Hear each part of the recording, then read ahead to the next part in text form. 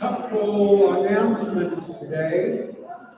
Your September newsletter. Are we listening? Put on your listening ears.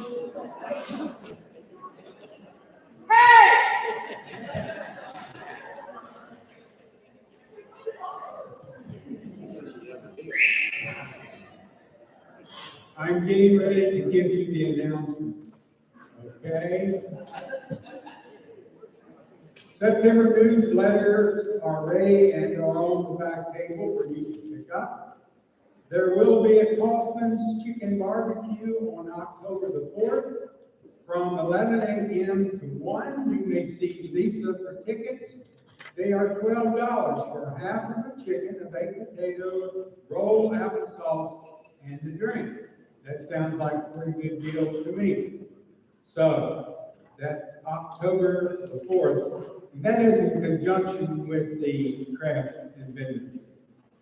If you would like to donate to the building fund and would like the money to be specifically to go toward the repairs the trustees have discussed with us, there are envelopes on the back table. Also, there are a plethora of different sign-up sheets.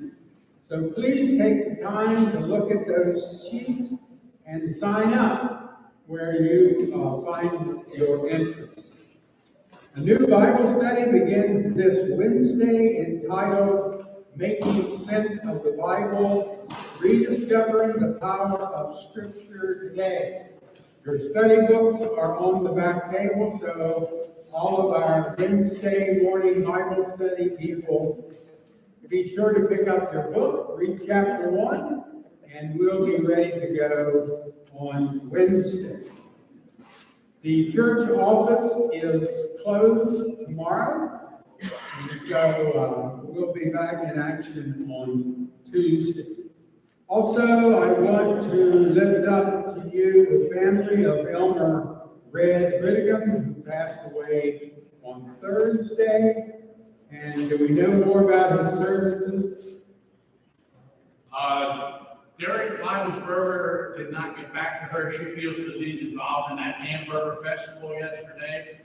I have my phone right beside of me, and she's trying to make contact with him now. So the services are Sunday or Saturday. Services are Saturday, and we'll keep you up to the details. If we don't get it to you today, we might post that on our Facebook page. If she hears anything within the service, she'll let me know. Cool. Thank you, Randy. You're welcome. Are there other announcements we need to make? Yes. It's on these lights here. Hey, right there, you got sports lights that you film down, and then you have the normal lights. Those are the ones down the road. You can't have both of them at the same time. It's either sports light or the normal light. Okay. That's what we were told when they, 20 years ago when they built this here, So. Okay. They were presenting our slides on Ghana. Randy and Barb Hoffman and I will be showing you pictures and talking about our experience. So I hope you enjoy it. Other announcements. Let us prepare our hearts for worship.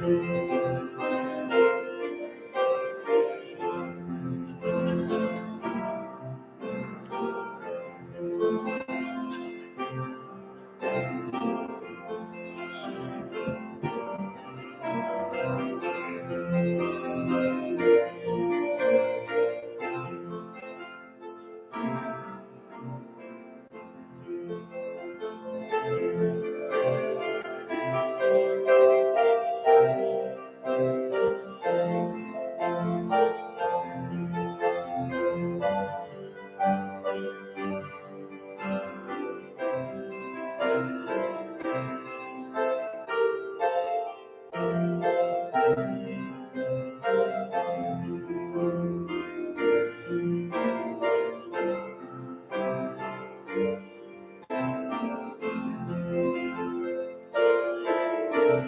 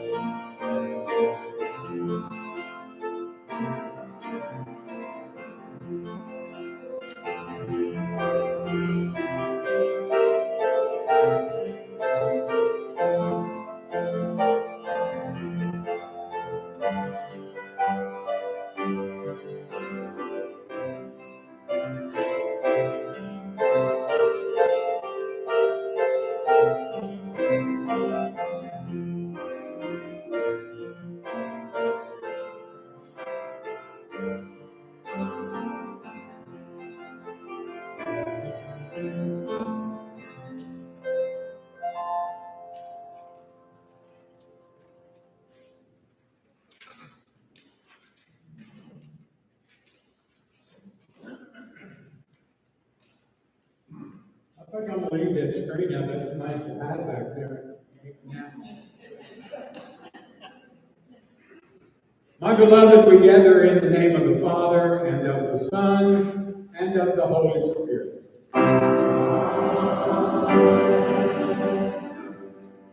Jesus, though you were of one age, you spoke to the ages.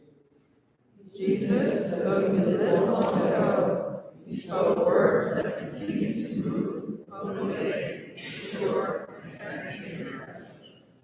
Jesus, though you were of Palestinian color and culture, you spoke to all cultures and colors.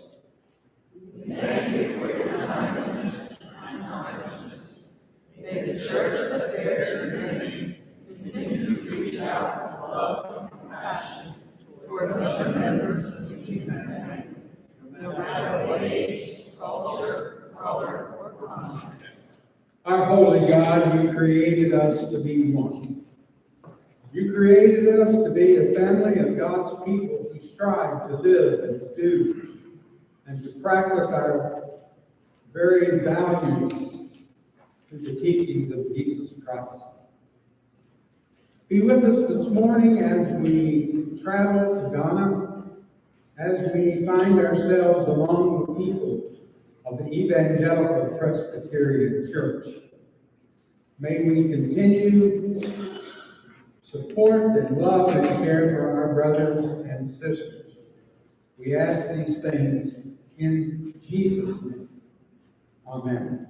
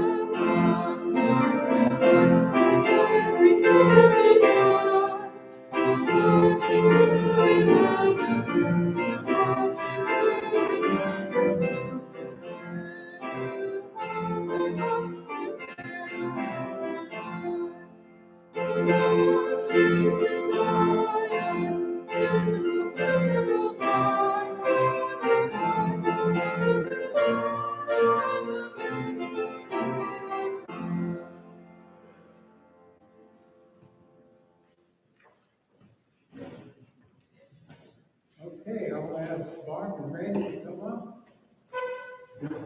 Now, anytime during the presentation, if you have questions about anything you're seeing or anything at all, raise your hand and we will address your questions.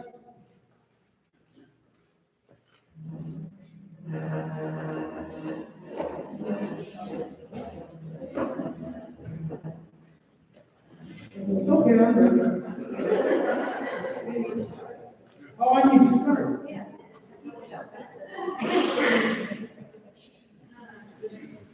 Wakey.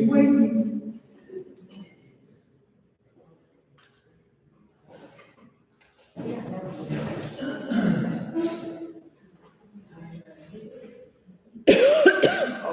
guess I'm gonna say, hopefully, over the next 30 minutes or so, we'll be able to understand what our purpose of joining the team was, and what we learned about Ghana and people and ourselves throughout this adventure.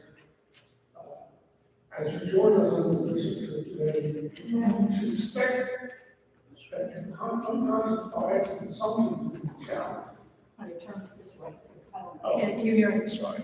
Regardless of your public commitment to Christianity, we all carry within us a perspective and inherent view of the world and the people within it that is very much shaped by our personal knowledge and experiences. Our perspective helps us to make sense of the world and respond to it. It is our personal bias and there's no shame in acknowledging it. I believe it is necessary to recognize it, name it, and periodically examine it to consider if and how it might be adjusted. Quiet afternoons and evenings at the KKLE give space to reflect and discuss as we grapple with what we've seen, heard, and experienced and learned throughout the day. And when we began to consider this truth, well before we buckled into an airplane seat, we identified some reason and purpose for spending so much money and time out of our lives to travel to this large, mysterious continent. It was one of the first questions we asked each other as we were conducting our pre-trip meetings and building this team. What's the purpose? What is our purpose? And the reason for joining the team? And rarely is anyone able or willing to fully articulate the reason deep in their heart on the first try. We haven't learned about each other to be that vulnerable. But hopefully, sharing our side of our story today, you'll be able to understand it. Take the moment. First of all, let me clarify, I'm not a tech guru, I'm not a tech guru by any stretch of the imagination. My daughter helped me with these, and hopefully we're gonna be able to start with topics we need to do. It's basically a video. We're gonna stop at times to talk a little bit about what we saw, and what we heard. And hopefully, at the end, we'll be able to summarize why we did it, and what we got from it. And it's really, it's, you know, it's a God thing, that's all I can say, and that's what we're told. In the beginning, you're going to hear some music, for the first couple slides, different types of music. Jill Haley, who was one of the people who went with us as the music director at St. Paul's, she is also a professional musician. And her goal is to write some music about Ghana when we were there. So this is just sort of a sneak preview of some of the stuff she's going to put together. So you'll hear that, hopefully, we got the sound right, you'll hear that as background as we start. So this is the Pennsylvania crew that you're looking at right now. That was good. This then is, when we got to the airport, this is in Dulles, and we met up. This is going to be, sorry.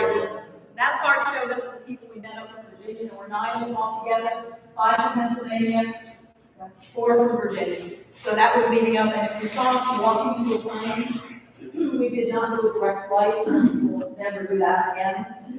We went to Cairo, Egypt first.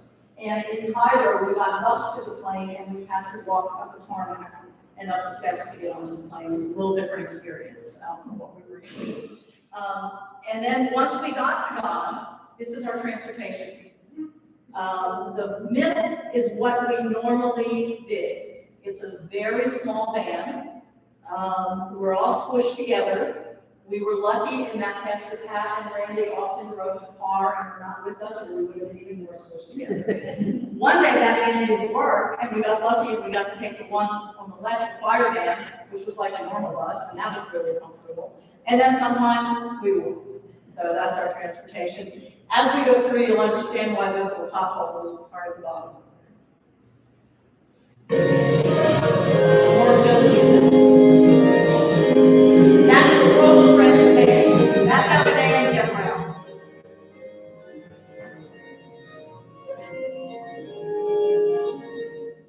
Sometimes it's a little frightening on the roads. This picture here is potholes. We will never complain about potholes in Pennsylvania again. These are bizarre.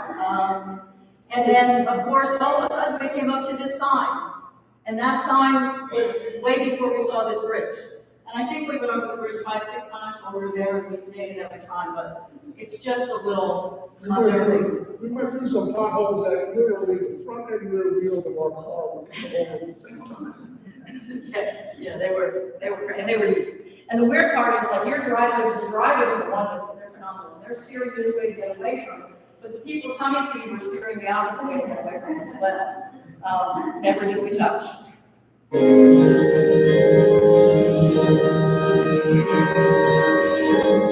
This is the city, this is driving through across. Some of the buildings are very modern looking.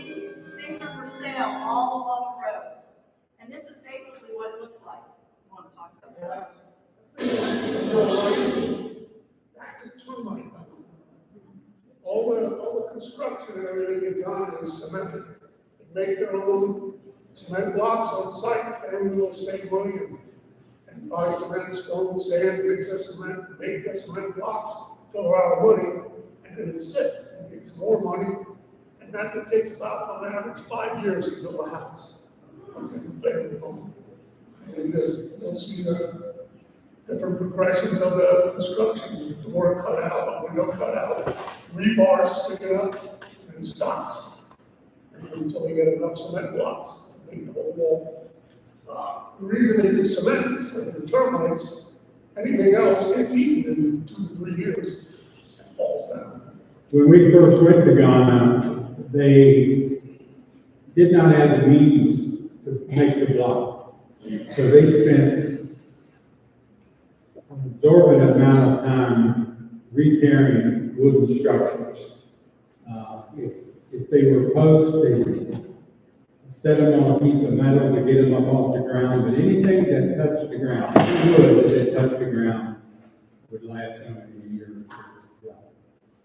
And that termite mound is probably as tall as I am. But now, yeah, I wasn't there when we took that one, so. I know many of them were as tall as I was. This is some houses. Notice the gutter. It is like this deep rainwater. And more houses. This is the older type house. With the roof like that. And then I love to take pictures of flowers, so this is just a bunch of bushes and flowers. Nobody knows names, we just try to see what's names for. And the afternoon, As an example, you'll see this around the wall. You're just walking by the road on the outskirts of town. The old place, goats are everywhere, chickens are everywhere. and this is actually in Accra, the major city, where we landed.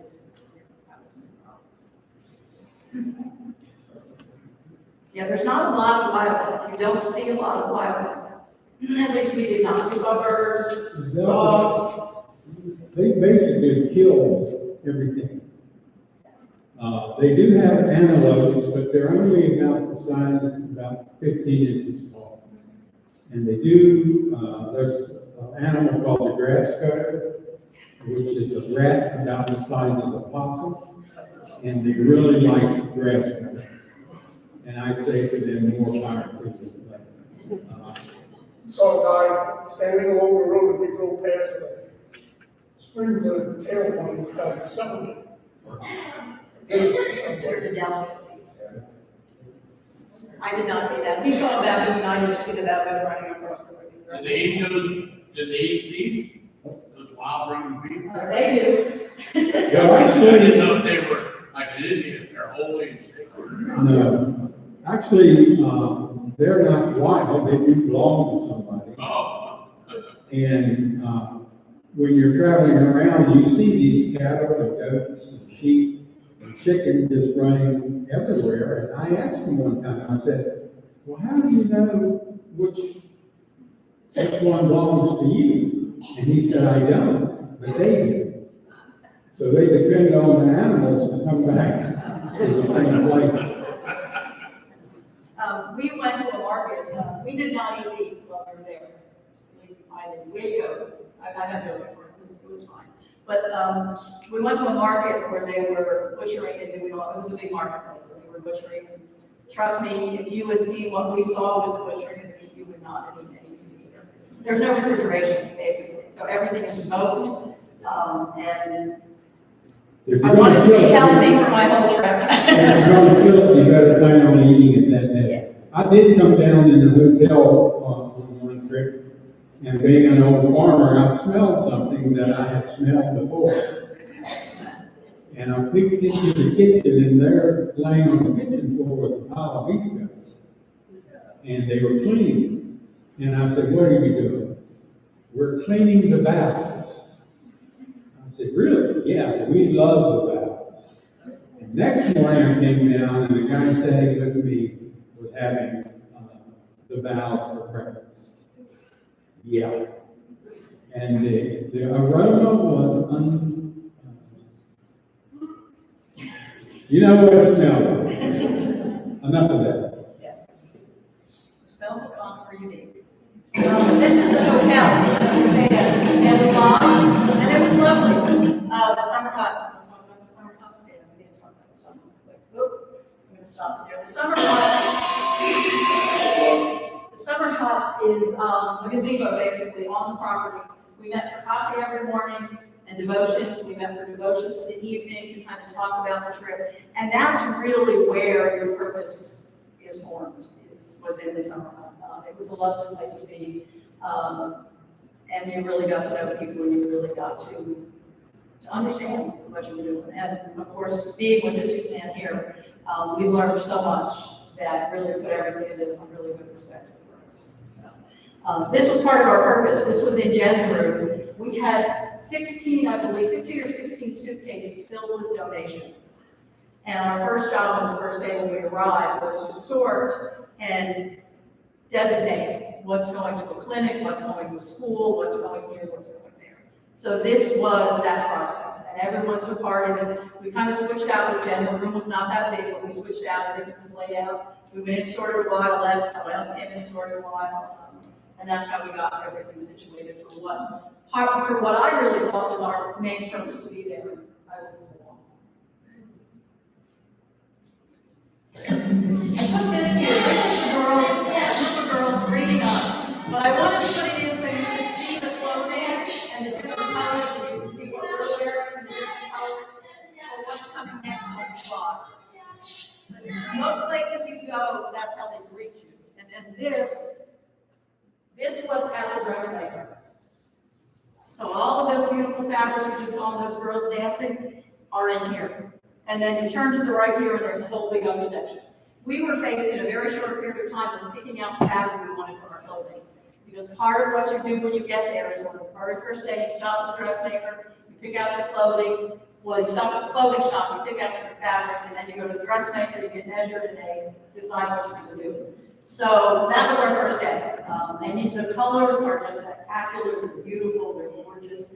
Unfortunately, you won't see Pastor Pat in any of these because he wasn't with us for this particular period of time.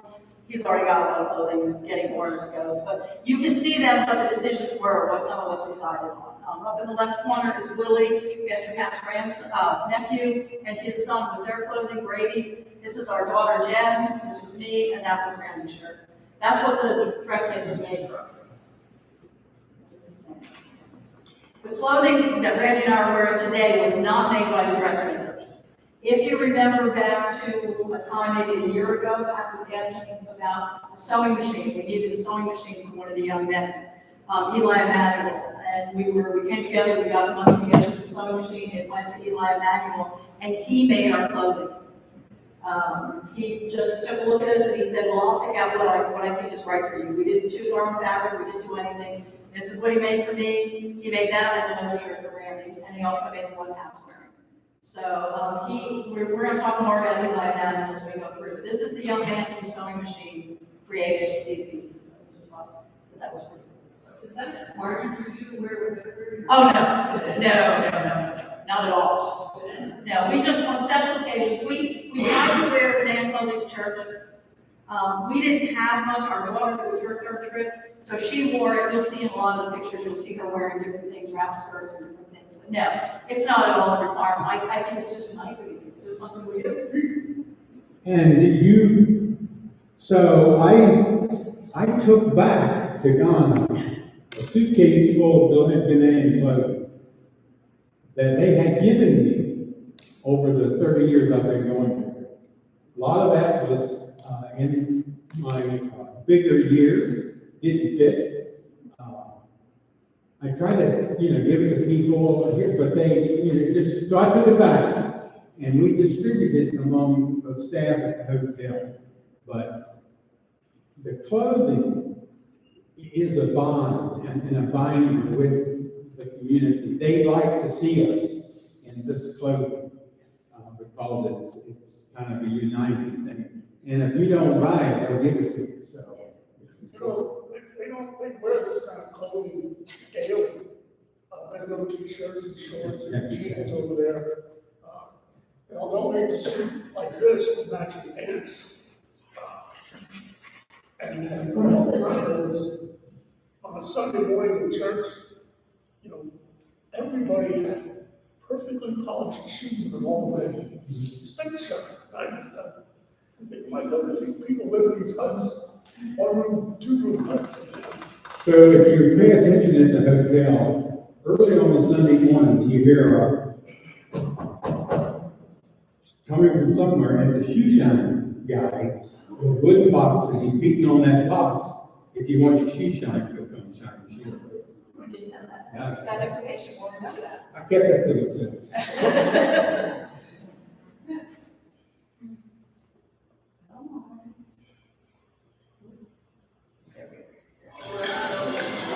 We also went to the Kenton Weavers. This is a little bit of a long clip, so just watch what he's doing. I have the ladies out there that crochet and do needlework. I watched this guy for probably about 10 minutes. I would have had that on and tangled up and wrapped up.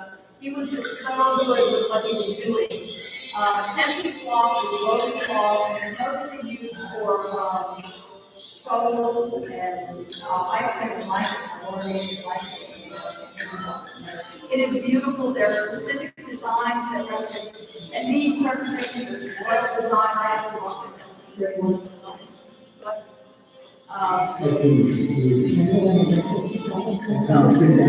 We're talking about Brady's here. Not everybody went to the Kenton Weavers, but we went to the Kenton Weavers. Brady and I are talking a little about what's going on. The room that this is done in is probably from here all the way to the end of the church. And like in a few minutes of the second, you see a picture that shows you how long they have their friends. They are just amazing. And this is really, this is how this is how they make their money. They do crafting, they do weaving, they sell what they've done. Now, there's not a lot of tourists in Ghana, I believe it. And then this is the actual weaving. That's the loom, and then this you can see. His loom is down here, and this is where his thread ends. So he will weave a piece, and then he will somehow, without losing the threads, and this is what all confuses me, he won't lose the threads, he'll end it and do the next one. Okay, so I want food. Food, glorious food. This is the whole fish. This is what I was told we would be eating. You're just going to see different food. You're probably going to talk through it. This is what I told we would be eating all the time, was whole fish with heads and tails. So you want to talk about your receptions before you go. I was not excited to see all that. This is actually what we have. I should stop this.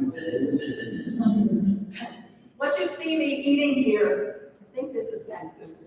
I think this was the second night. There are two things you eat. One's called fufu and one's called banku. And then it's dough. It's really like hot pie dough, sort of, but it's made with cornmeal. It's not cooked. It's just raw dough. But you take it and you squeeze a piece off with your hand and you dip it in whatever broth or soup that you have there, and that's how you eat it. It's very, Yes. very sticky.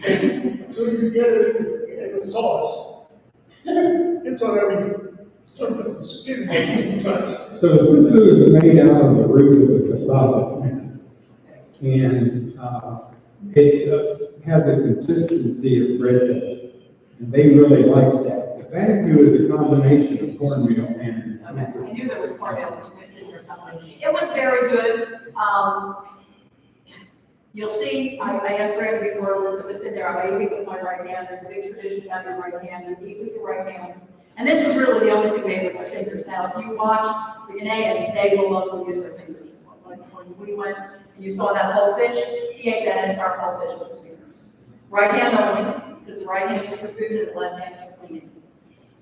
Think about where your hands go and what they do. I have a really hard time. I'm pretty sure that every now and then somebody looked at me one day and said, "What hand?" They also, part of that custom also is when you sit down at dinner, they'll look at you and say you are white, which is an invitation to share some of their meal if you're hungry. That's all it is, just say you're invited. You say yes or no. We had a lot of rice, we had a lot of beans, we had a lot of chicken, we had a lot of fish. So that, I swore those off in August. I thought I haven't had rice yet, I thought I did a break from the rice, but it was delicious. There's a red sauce, and I don't think I made pictures of red sauce here, but there's a red sauce that they make, and depending on the village you go to, that depends on the heat in the red sauce. Sometimes the red sauce can be very, very spicy, sometimes it's not so spicy, but it's delicious.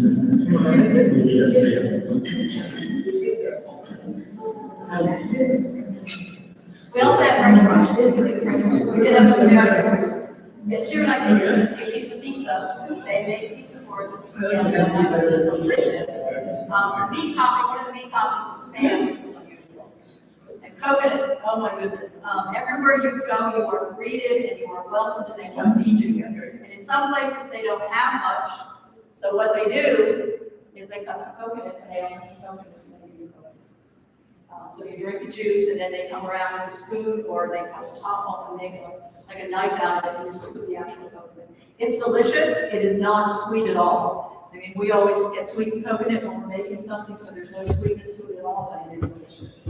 I have to say we have a lot of coconuts. I'm okay with coconut milk, but I think one more coconut milk might be okay, Randy. This is This is where we start now our mission, sir. this is a liver clinic. You visit, and, it's walking through the church, whatever, when they get together, the people are, these are the sort of people. We were told that this is not a clinical disease, if you catch it early enough. We're here, if you catch it early enough, so they're moving on their lives. And to me, it was very, very touching, and it just struck a chord in me that was, we need to do something to help. We did drop off lots of medical supplies. So they made, part of their fundraising is to sew things together, that's why sewing machine there, they made, There's a couple bags here, yeah, there's a few people that still have fingers, there's many that do not, those that still do. somebody bought along with money and stuff. People get some dozen mattresses down there, so it's a little more complicated. In the future, but that's one else stops. Not really electric and Oh, that's right, we got there, they had no toilet service for a couple of weeks or something like that. Turned out once you have septic system was put in, and you didn't have the money to pump the tank down. And also they lost they had lights on telephone poles for at night. Storm came through and branch ripped the wire down or something. They couldn't couldn't get the money to fix them, so they were living in sunlight or nothing at all. Turned out they needed $1,500 US to fix those two problems, and that's definitely, this church gave the money, the next day, they had the toilets cleaned up and the electrician was there fixing the wires, they had no money to, it's a situation in which EP churches do everything they can, and we'll talk about some of their fundraising plans for the future, but it's, Yeah, that was rewarding because that was day one, and we were able to fill immediately. And that was just, that's what we were there for, and we realized that very quickly. It's emotional. you go in there, it's gonna be kind of rough, because that. Our various churches, before we come to. This is the This is our goal. So it's donated a variety of things that we feel. This is your donations from time. There's a lot of items, liturgical for the vaccinations, there's a lot of causes and bandages, and then there are a pile of medicine. Neosporin, things like that. So we have 2 large bags here of various medicines and bandages, other medicines. Thank you very much.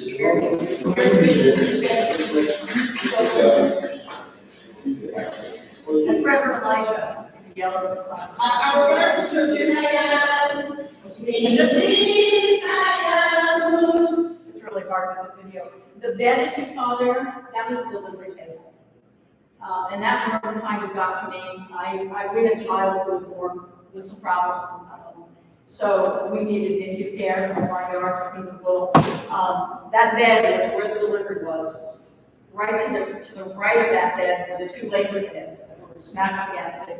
And then to the left, you saw a little counter. That's where they put the babies that were struggling. And that really got to me. So there's plans for the future for working on that one as well. And not all babies are born there, but some babies, they do deliveries at the clinic, and that's the conditions that they do it. So it just gives you an idea of how different it is and how our help is so welcome and it's so needed. So, okay, this is the Women's Vocational Institute. You're going to see a Hoffman sign. It's not us. It says it right there. These are the women. They sing or dance everywhere you go, and it's just lovely.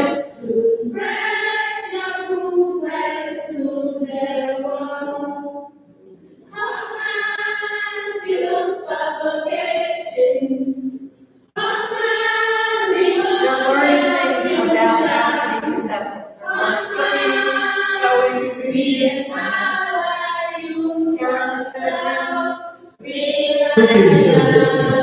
and you'll see them in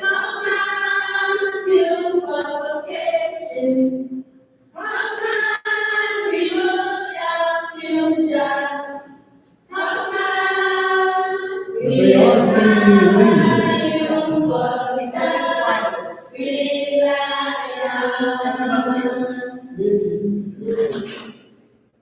And this is some of the support that we have, that Pastor Pat and the group have done in the past. This is a freezer and some cooking materials. This is the future. They're hoping to build a place to do their cooking in their. That's an example of the construction that was done here that way. Well, as far as they can, with our money, that's where it sits. They get nobody in the box. This is an ambulance crew that is right next to the Weavers where we went. We did not do much with that this time, but I think the 2021 trip, the fire companies and the ambulance corps in the Fleetwood area donated a lot of supplies for the ambulance. We took a few things this time, but not as much as has been done in the past.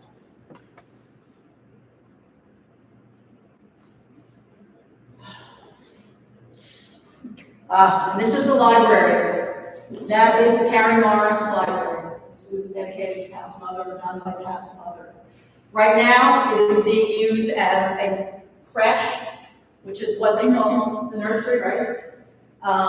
The creche flew over in a storm, and they had to house the children, and so they moved it in there. So this is what the Carrie Morris Library is being used for today. These are all projects that have this result. The question being rebuilt, what it is, That's going to go back to just the library. It was a library and a computer lab at one point in time.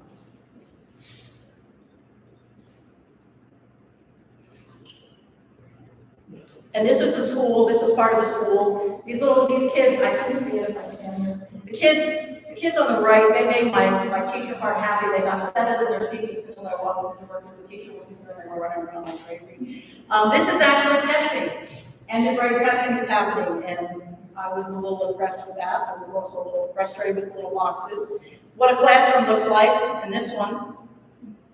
Do we all know someone who might have sat in that chair? That sort of touched my teacher heart as well when I saw that chair sitting there.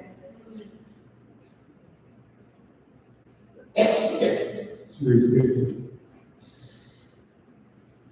This is the computer lab that has been moved.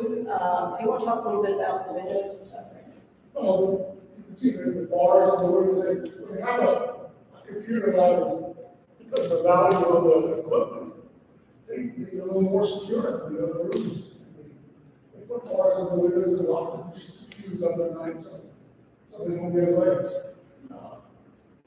Part of the plan for improving this is to put floor in a window. It was cement over top of that floor. Let's see what they have down is completely destroyed for the kids coming in. Most of the buildings over there, the churches and the schools, do not have windows at all. Everything is over there. So that's partly why the bars have to be there. Well, in the computer labs do have nice windows because of the storms. And the dry season, mostly dust around, so they have, it's in the electronics. So they have to take some special caution.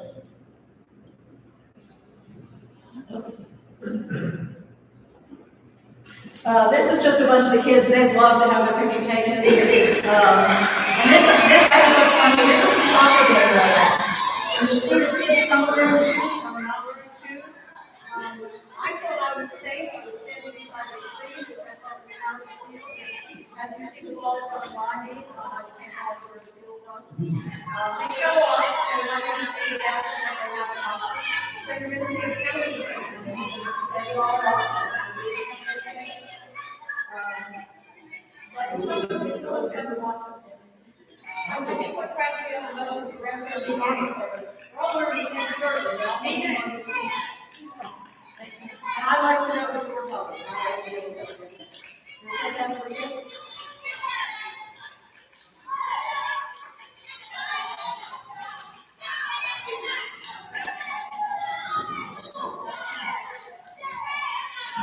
I was on college, right? This is the basketball court that students from Ole Valley High School that won in 1991 helped to secure stuff about basketballs, and they absolutely love when you give them basketballs.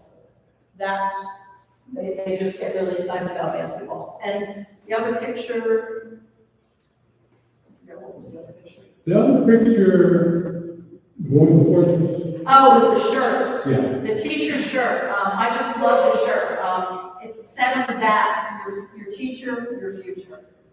And as a former teacher, they just really appreciate and respect the teachers. This is at the primary block rededication. This is part of what we were there for. A plaque was created for Norman Sutherland. Norman Sutherland, who. Norman was for Virginia, the Norfolk took the bread in my childhood home. But Norman Sutherland, he died last year, but was the guy who made this project possible. And he was well respected in that community. So they put up a plaque in memory of Norman on the side of the school. And we went there twice. The first day, they were not prepared for the ceremony, so the plaque was not hanging. And then we went there a few days later, and they had the plaque already hanging on the wall. And this is Reverend Glenn Mollinger, who is the pastor now in that church, who was there for the presentations.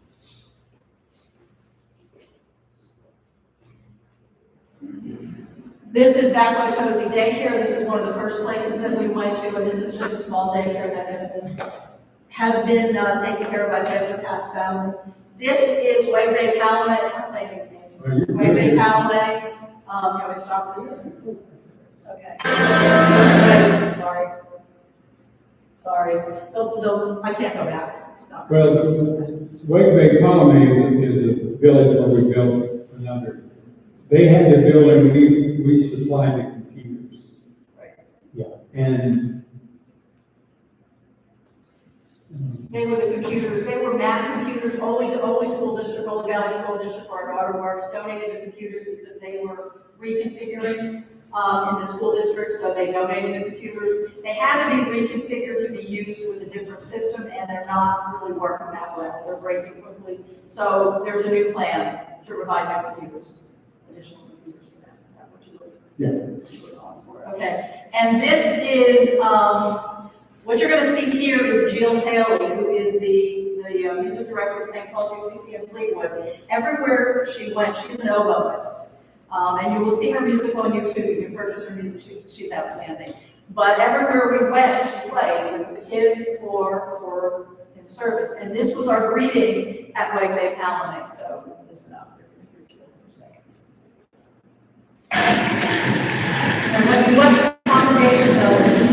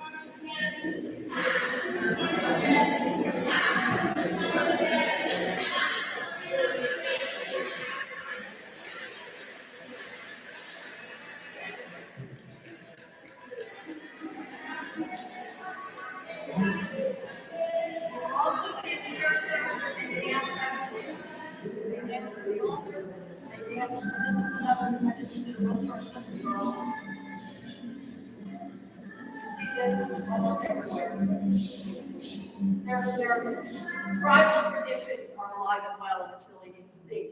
This is a neat computer lab. I'm going to let Randy talk about this one.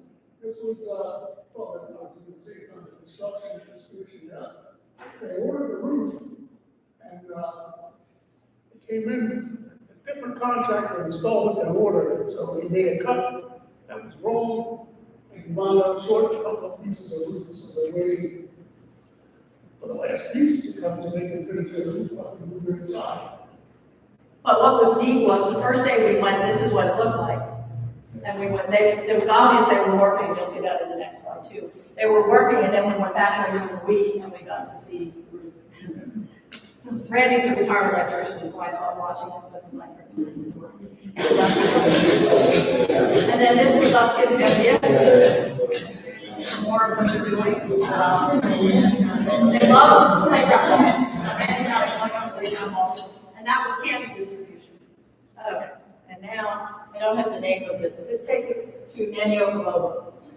Nenio Kabobo is a dormitory area that was built by St. Paul's UCC a long time ago.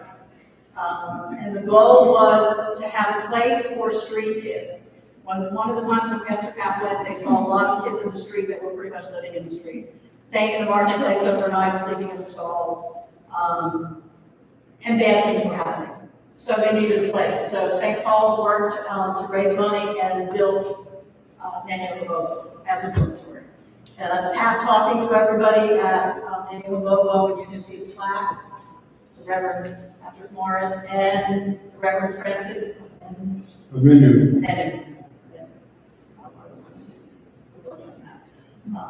we were involved with a lot of what went on when we were at St. Paul's UCC with Nenio Kabobo. This is a poster that hangs at St. Paul's UCC that we're all in. Raising shirts was one of the, or getting shirts was one of the ways, and one of the kids was wearing the shirt. This is what is happening to Nenio Kabobo now.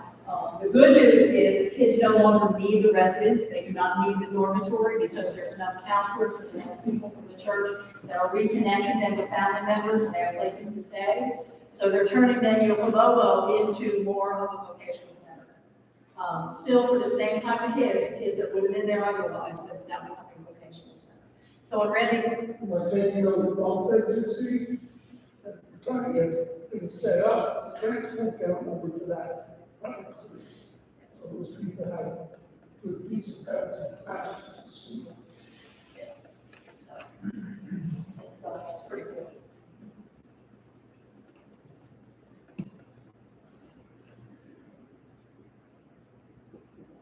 And then this is the presentation of gifts to Nenio Kabobo. And this young man here is Eli Emanuel. He is the tailor who made our clothing. He started out as a child at Nenio Kabobo when he was 9 years old. He now lives with his grandmother. He stays with his grandmother, but she's not well, so he's helping her.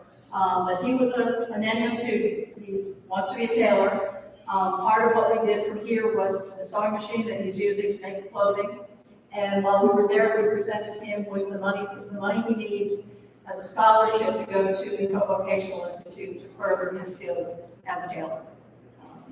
So he spent a lot of time with us. He is just one awesome kid. You knew him when he was little, right? He was always under your feet, and he would just worry me to death. Just being a kid, but now he's a grown man and he's just amazing. And he went through an internship program when we started there at Denver. And he's one of our success stories. He's really done a great job. Thanks to you guys. Yeah, he made all of us got clothing from him. And he would be with us all day, and then he would go home at night and finish up his clothing, and then he would bring it back the next night. It was pretty special.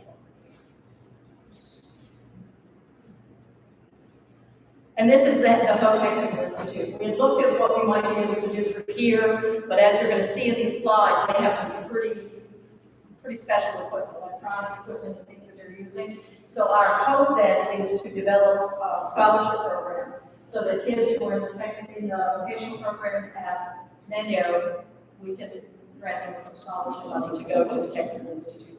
The whole thing there is the country is working very hard to move forward in the money and improve their natural resources and putting the cities up and that vocational school is an example of how it's growing and how much it's working.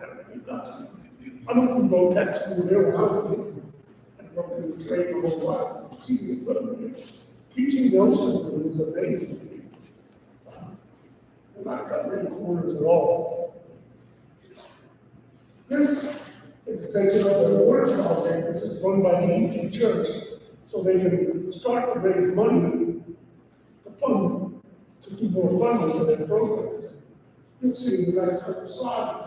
They have wells drilled to get clean water. We don't care drinking water over there. Good volunteering Russian people bottled water. Take a shower with their water. And that's a skill you have to learn. That's it. But you don't ingest raw water for any reason. They have said, Close wells, and pump clean water, down below, and then they bag it, and they'll sell it in the local communities. The next picture, you'll see the legend room where they're working to put a bottling machine in. So they can truck it to other cities. yes. And I found, and I'm sure many of you will be right there with me, when I was a little girl, we used to drive away hard, and it was always in bags. And when I saw these bags, it kind of brought all of it. I actually learned to drive on 183 when I was 16, coming up the way hard family. So, it kind of brought all that out, which was kind of neat. But that's the Now we're in church. This is day one at Dale Cathedral. And this is the end of the service. And this is how the choir leads the church every day. You'll also notice when I shared this picture with my daughter in North Carolina, she wanted to know why it was a special day for the graduating. But this is what the choirs wear. They wear old graduation time now.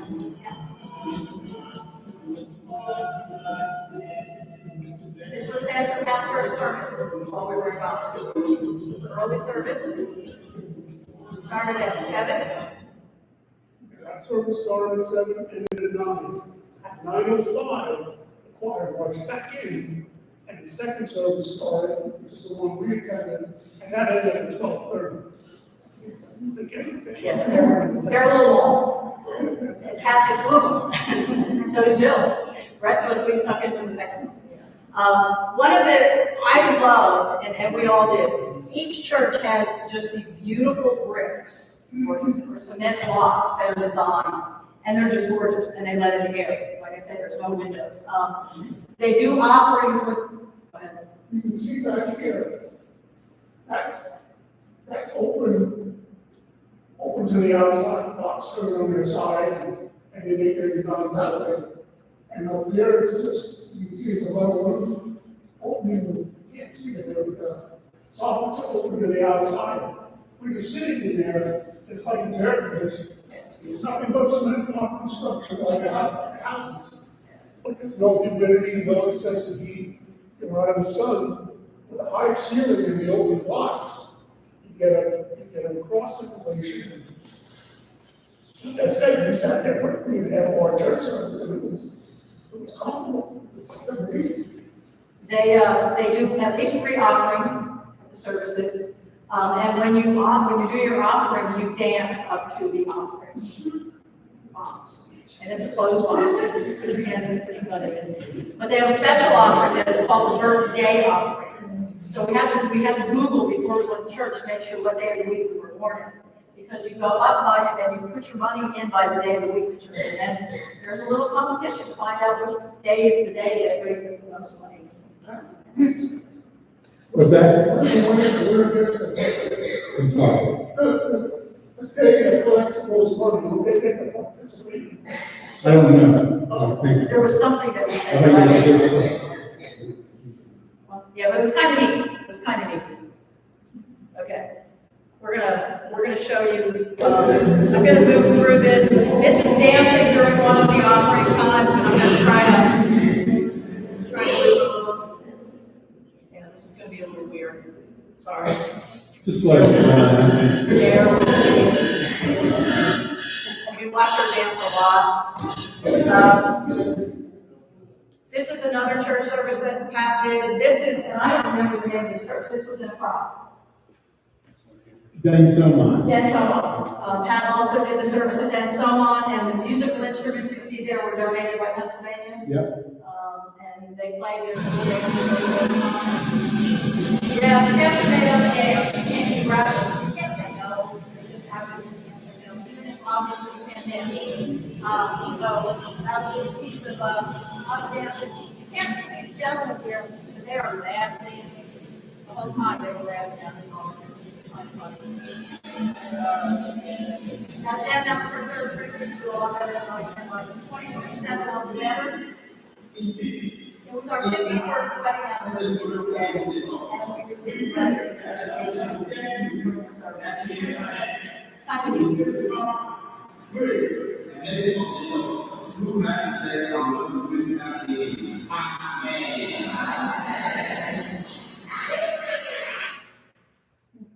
This was in the summer month. This is some entertainment stuff we have. A couple people did, a couple groups came in. This was the group that went to the Acura. These are actually two dancers that have won national awards at Ghana. They dance very much like this here. In terms of this kind of dancing, break dancing, they can dance for us. Now, they did another thing where they told a story about Africa, about the history, and the dance that was going on. I just want to show you. We had some fun at the Monkey Village. If you followed the blog, you might have seen that. Tafi Atomi is the Monkey Village, and you can see some pictures of us. That was our guide. The monkeys were really gentle, but Grady's hat just kind of gets on. You feed them. And they jump all over you. And they don't hurt you, they just jump on you. We had a birthday celebration with Vida. It was her 90th birthday. She is a longtime friend of Pat's. If you remember, Pat had talked about the Walking Back to Freedom at a service in a sermon before when he did that. This is in a museum, and this kind of struck me and just touched me, but not quite as much as the next one that you're going to see. That just really, that's a sculpture that was done in there in the Ghana Museum, in the Home Museum. Just, and we went on one of the last days. We went to the slave castle. This is something I wanted to see. I've been to the slave. We've been to the slave market in Charleston. I read a book about the passageway, and I wanted to see where it all started. And this is pictures of where it all started. Different areas. The first couple slides are where the governor lived and all the people that were trading the slaves. This was where the slave traders lived. Second floor, nice and spacious. And then this is where the slaves were kept. 1,000 to 2,000 slaves in a room. Not a very pleasant scenario. And they've done nothing really to fix it up or do anything, like it's just, it is what it is. It's the way it was. Yeah. They do admit and accept the fact that they are as responsible, I don't want to stop this real quick, that they are as responsible as we are for what happened then, because it was tribes selling slaves to others, okay? Like they were selling slaves. One tribe would sell slaves from another tribe to the Dutch, who would then sell them to the Americans or whoever was living over here, wherever they were living. This is a tough part. This little stairway here, the governor lived upstairs. And there just so happened to be a group of high school students that were going through when we were there, and I grabbed that picture, not thinking what I was grabbing, because after that we were told that they would take the women prisoners here, and the governor would decide what he wanted for the night, and the prisoners would go up the steps. And that just also hit me really hard. Just an amazing thing. This was a plaque dedicated to the Dutch governor, and it says about how wonderful he was, but in fact he's, wonderful. And then this is the door of no return. That's where they went to the ships. And our last, I'm gonna stop this, I'm sorry. And this, I can't, there's a plaque above it that's pretty rough. But then this is the future, and this is what we hope for. And this is what's going to happen in the future. I'm gonna go quickly. This is where Reverend Elisha lives. We got beads given to us. Again, of course, again, this is a new project I was looking at.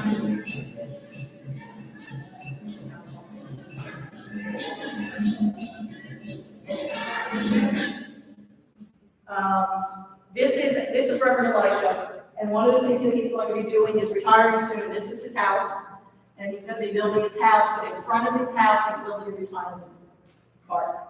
Because his parents struggled when they were older because they didn't have a lot of people and a lot of things they could do, so he's building that.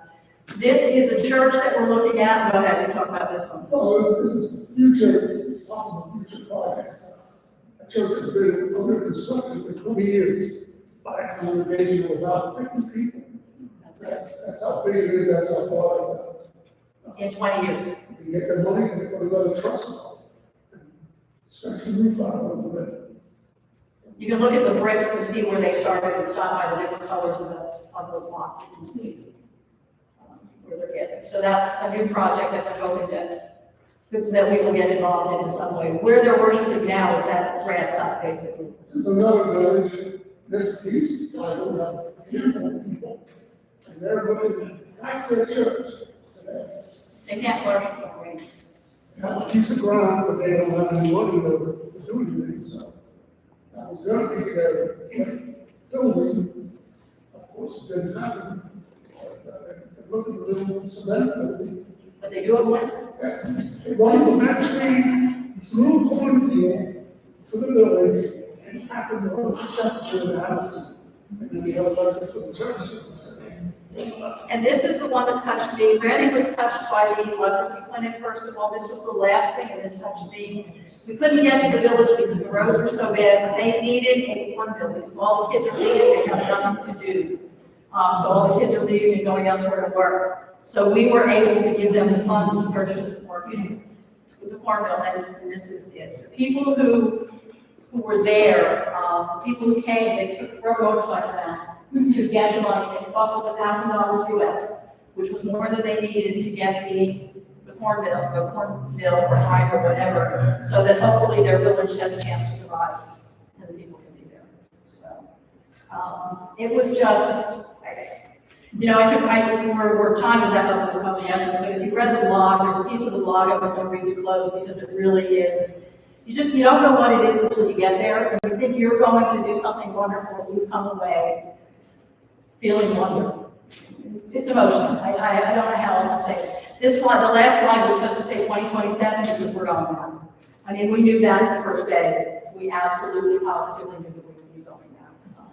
And if you ever want to know anything else, if anybody is interested in any way, shape, or form going along, I'm going to tell you, I was scared, I was nervous, especially when things started happening crazy in the release just before we went. Pastor Pat sent out a message, and I went, well, if we're going to wait, I was one of those people who didn't tell him that, but in my mind, I was going, let's hope somebody else does it, because I'm not going to be the person to say it. About 2 weeks before the trip, I just felt a sense of peace that I can only describe as about a sense of peace. And that sense of peace lasted me all the way through the trip, including the landing, when we thought we were coming to Dulles, and all of a sudden we found out we were landing again in Cairo because we had plane trouble. First time I was ever in a plane that had to re-land because of mechanical issues. But I just felt the sense like God was with us. God is with us the whole time we were there, and I can't explain it any other way. It's just, so, and I thank you for being here. You're welcome, thank you for going.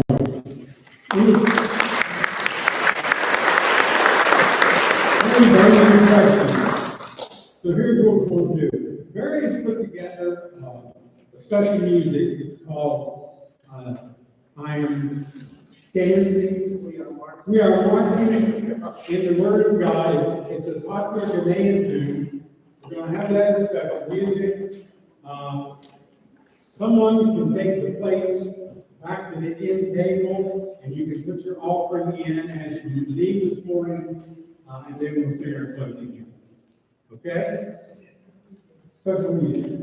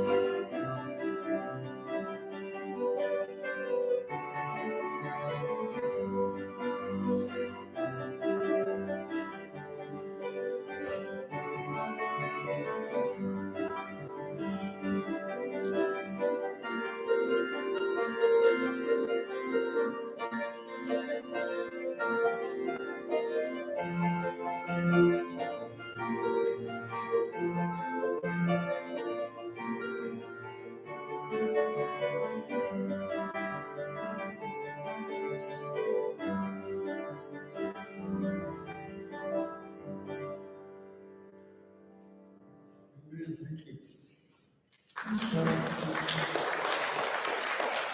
we have information concerning Red's funeral, 10 o'clock service here at the church, and then we'll have a committal here at the church. So Saturday morning, 10 o'clock service. You said red. I'm sorry. Pat.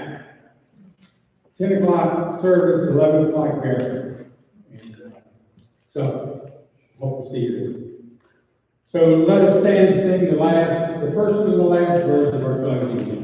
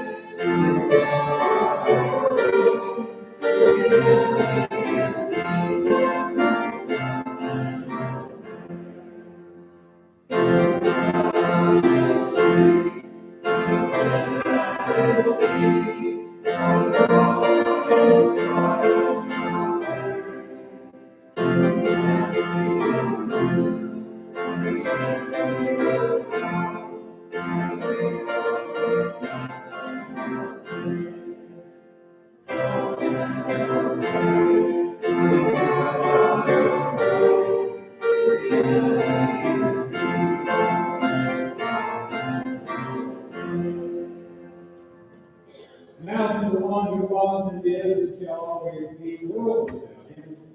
To him be all honor and glory this day and forevermore. In the name of the Father, and of the Son, and of the Holy Spirit. God is good. All the time. And we go in peace. Now wait, and your